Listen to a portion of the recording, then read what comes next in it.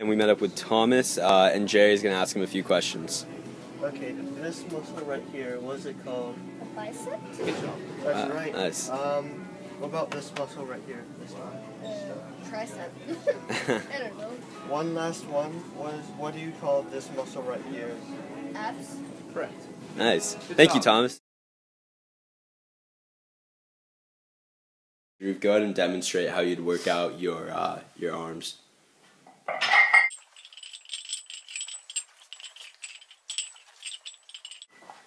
Alright, thank you, Drew. And can you tell us exactly what you worked out in that segment? Well, with this exercise, I worked out my biceps.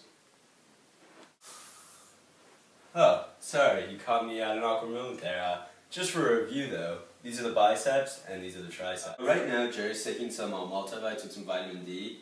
And as he's chewing right now, he's using his masseter, which is right on the side of your cheek, and the temporalis, which is kind of over here, kind of to the side of your eyebrow.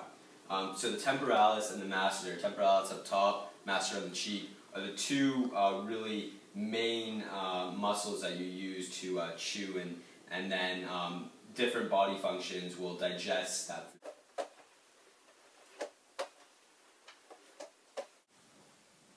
With this exercise, Roshan is working out his rectus abdominis. In order for you to get that six-pack you want, you got to work out your internal and external obliques. Go ahead. Alright.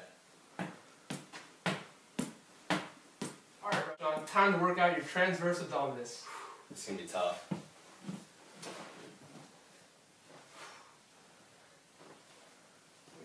So right now Drew's about to work out his posterior muscles, trapezius, latissimus dorsi, his erector spinae, and his deltoid. Go ahead, Drew.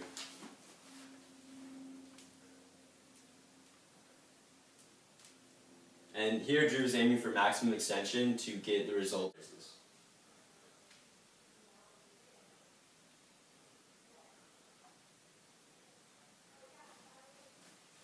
So just a quick review, these are the quads, and this right here are your calves. So by whistling, I'm working my buccinator and my orbicularis oris. So by blinking, I'm using my orbicularis oculi. So for the trunk, the main muscles to know are the pectoralis major and the pectoralis minor. As for the neck, the main muscle is the sternocleidomastoid, which allows you to move your head from side to side. I'm about to work out. Tell us about some muscle disorders. Well, if I remember correctly, one of the most common ones is muscular dystrophy. And it's basically when a group of muscle diseases weaken the musculoskeletal system, and they pretty much hamper the locomotion or movement. So people with dystrophy, they basically have progressive skeletal muscle weaknesses, which results in kind of a defect of your muscle protein, and therefore death in muscle cells. So a lot of people with dystrophy end up having to live the rest of their life in a wheelchair, unfortunately. And there are some foundations, like the Muscular Dystrophy Association, which attempts to find cures and helps people with dystrophy. Here's about to demonstrate the latent period first, which is when there's absolutely no movement. Next, he'll do the contraction period, which lasts for around 10 to 100 milliseconds, and the muscle actually shortens in size. Finally, he'll go into the period of relaxation, which is the last 10 to 100 milliseconds, in which muscle tension goes to 0, and the muscle returns to its original size. And adduction is moving a limb back towards the medial plane of the body. It is movement around the longitudinal axis. It's classified as either lateral rotation or medial rotation.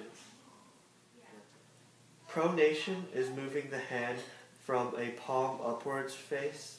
Pronation is essentially moving the hand from palm facing upwards to palm facing downwards. The opposite is supination.